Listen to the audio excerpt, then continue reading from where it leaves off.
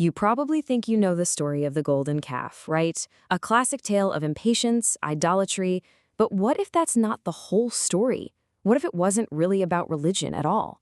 In this explainer, we're going to dig into a source that looks at this ancient event through a totally different lens, an economic one.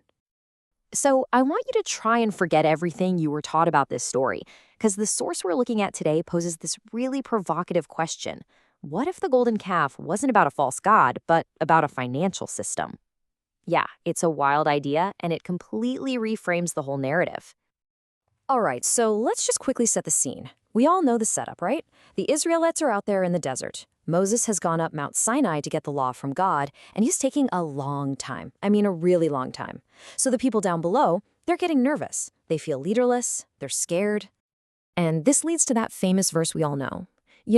On the surface, it looks like a pretty straightforward crisis of faith. They just lost their patience and wanted a physical God they could actually see.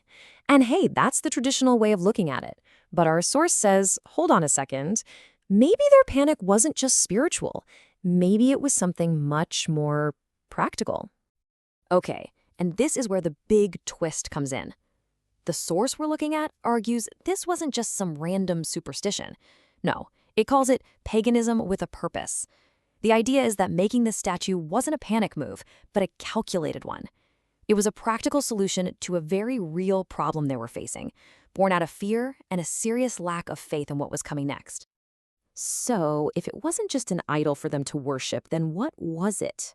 What was the golden calf's actual purpose according to this new interpretation? And this, right here, is where that economic angle really starts to snap into focus. Okay, get this. The central idea from our source is that the golden calf was basically a reserve fund, a central treasury, a place where the whole community's wealth was pooled together. So you got to think of it less like an altar and more like, I don't know, the very first community bank right there in the middle of the desert. So you're probably wondering, how does that even work? How do you turn a golden statue into a treasury? Well, the source calls it the common purse system.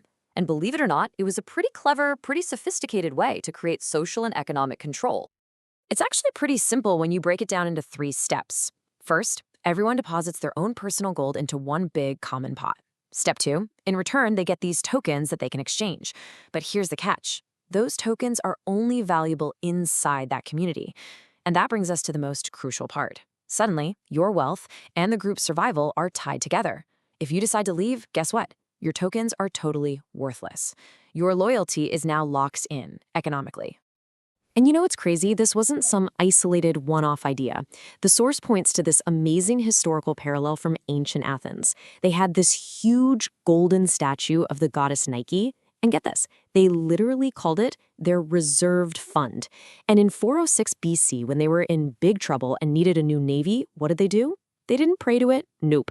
They melted that thing down and turned it into coins. It was literally a treasury disguised as a god. So this whole economic interpretation starts to build into a much, much bigger idea. I mean, if the golden calf was actually a financial system, then what does that say about the famous commandment against graven images? Our source argues that maybe, just maybe, we've been taking that phrase way too literally all this time. Right, so here's the key takeaway. According to this source, bowing down to an idol wasn't just about religious worship. It was about something bigger. It was about submitting your entire allegiance to a system created by man.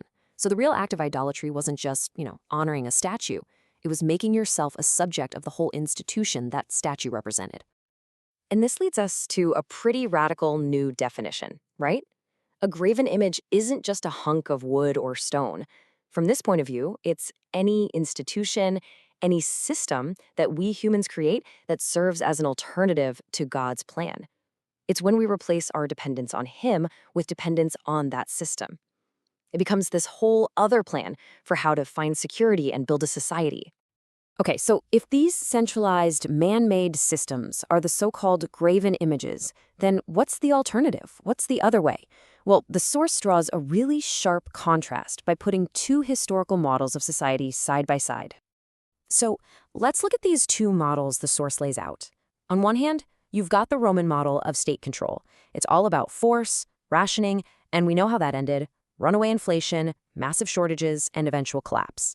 But on the other hand, the source points to the early Christian network. It argues that this community didn't just survive, it thrived. And how? Through a decentralized system built on moral virtue, voluntary charity, and just plain old mutual support. And this is the moment where this ancient story just gets intensely modern, because the source uses this entire framework to ask us a really challenging question. What are today's golden calves? What are the man-made systems that we depend on for our security? You know, these aren't new concerns. The source points out how this idea echoed all the way into the 20th century, and it highlights this quote from President Calvin Coolidge back in 1931. He was writing about growing government dependency, and he warned that the end result would be depriving people of their character and their liberty. I mean, that's a pretty modern take on the exact same danger, right? The danger of giving your allegiance to a man-made system. And that brings us to the final, and let's be honest, pretty challenging takeaway from this source.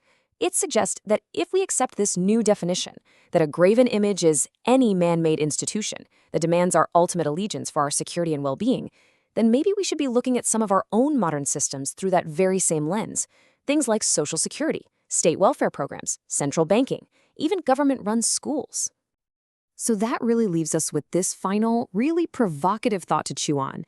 It takes the conversation right out of ancient history and drops it squarely into our lives today. If idolatry is really about making ourselves subject to a system, then the real question isn't just about what some people were worshiping thousands of years ago. The real question is, what systems do we bow down to today?